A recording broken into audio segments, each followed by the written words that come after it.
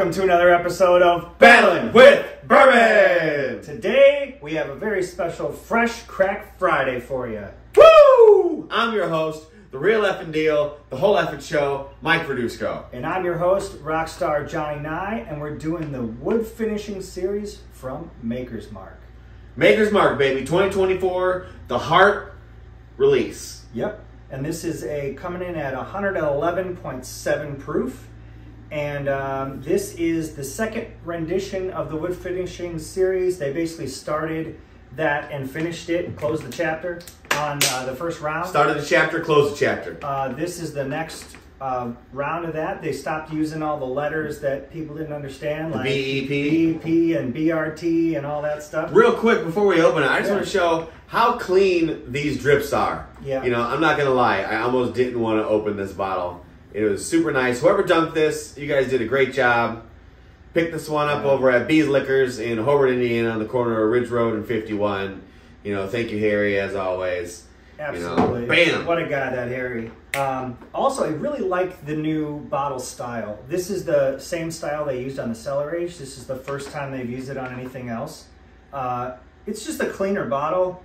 It's got just a nice shape to it, and I like the label. Yeah, I like it. Oh, this is the cellar age bottle. The cellar age bottle. I was wondering why I recognized it. Yeah, so I do. Very nice. They did a really nice job nice with this new packaging. I really like it. So good job, and kudos to them.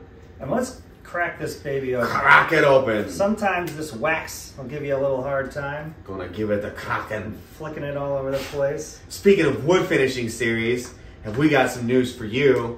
Very exciting news. Oh yeah. At the end of this month, our very first bottle pick will be available, and it is also a wood finishing series. Yes, barrel pick. Should we tell them where it's from? Yeah, absolutely. Let's go for it. It's a Rebel finishing series.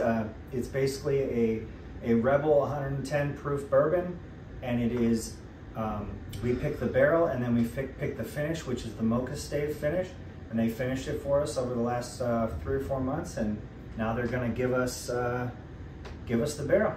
Not quite sure on the price point yet, but if you're interested, drop your name in the comments. Just drop interested, and then we'll see. We'll reach out to you and go from there. See what we can do to get you one.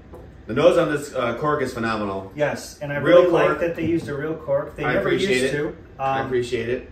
They must have watched our show, giving them shit. The first one they ever did real cork on was the cellar aged, and so that must be something they're going to start doing, which is really, really nice. So this smells fantastic.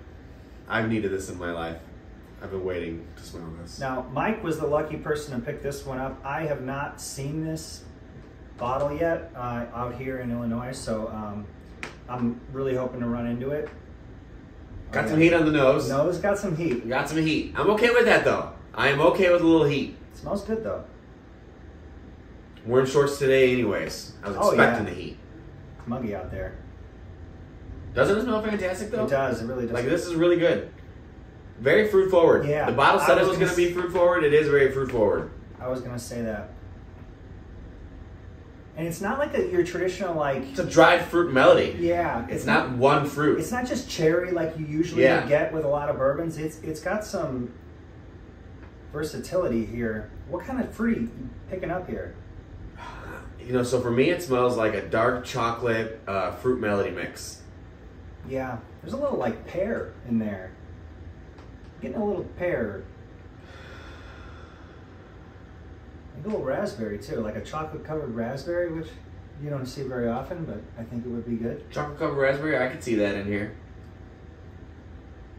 Yeah, very, very pleasant on the sure. nose. Yeah, I'm gonna give it a little chusky. Now there is some traditional caramels and vanillas in here as well. Check out those legs. Oh yeah, really solid legs. Solid. That's dripping. You know, I know they don't put age statements until they want to put age statements, but this is dripping and smelling oaky like an age stated whiskey. This is a nice release. You know, and at first, I'm not gonna lie, part of me was wondering, like, shit, it's just 10 French oak staves. Okay, so how's this any different than a store pick? I can tell on the nose it's different than a store pick. Yeah, it's especially I think the 46, is that all French oak staves? Yeah. So that's an interesting thing that they went that route. Correct. I was thinking as well.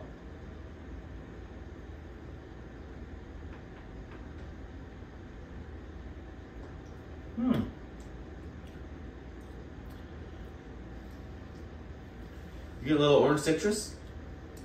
I do. You get a little toffee? I'm getting a lot of toffee. A lot of toffee. Like sweet cream. But not cream like cold brew cream. Like melted vanilla ice cream. Yeah. If there was toffee bits in it. Yeah. It's kind of what it's given me. Yeah. The lick your lips taste is very vanilla. It's weird that the nose doesn't match the profile. Yeah. It actually tastes like some of the stuff that I've done some experiments with staves with like the wood bullets, put them in bottles. It tastes a little bit like some of that stuff that I've done. And now I'm picking that up in the nose. That specific note that I get when I do the staves at home. So,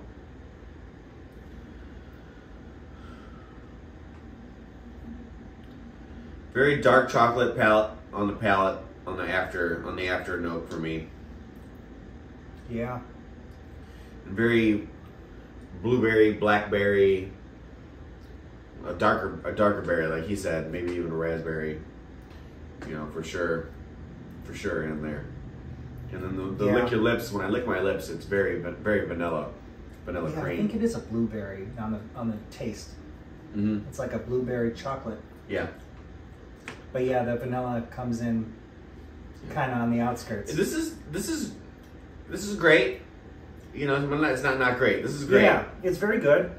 I think I would enjoy this with a piece of cheesecake. Yeah. I'm trying to think like what I'd pair it with. This would be a cheesecake, a piece of pie, a piece of cobbler. A nice dessert pairing. Yeah. I think a fruit pie of any kind. That's what I was thinking. Would be really nice with this. A la mode. I've noticed that bourbons really go well with desserts. That's kind of something I've really been enjoying lately. If I have a dessert, I tend to grab a glass just because it usually really makes it nice. Yeah, but it's how do you feel about it? Let's rate it. I'm giving it 3 thumbs up. Yeah. There's nothing about this that disappointed me. Yeah. The nose and the palate didn't match, which was weird just because I inhaled it for so long before I sipped it. Yeah. Yeah, that was a little. But once I got used to what the palate was doing, I see where it's headed, and it is very dark chocolate blueberry, fruit forward. Now I won't. Now, guys, this is not the cellar aged. It's not. No. It's not even close. To Not even close. Yeah, not even close. But it is very good. If you like Maker's Mark picks, if you like their other BEPs and or if you're a fan of BRTs, finishes in general, you pick up a honey barrel finish, you pick up a maple barrel finish. Yeah. You know, you like a good wine cask finish. You know, this is probably going to be right up your alley. Also, if you're not quite yet acclimated with 110 proof, the finish does help tame it down a little bit. Yeah. So. No, this is a easy sipping 111 whatever point 0.7. So yeah, we'll give it 6 thumbs up. Yeah, 6 thumbs up. Yeah, it wasn't like an overwhelming 6 thumbs up, but it was 6 thumbs up. They were there. They were all there. They were at least there. But for now, that's been a Fresh Crack Friday, and we are battling with bourbon. Top guys out. Next time.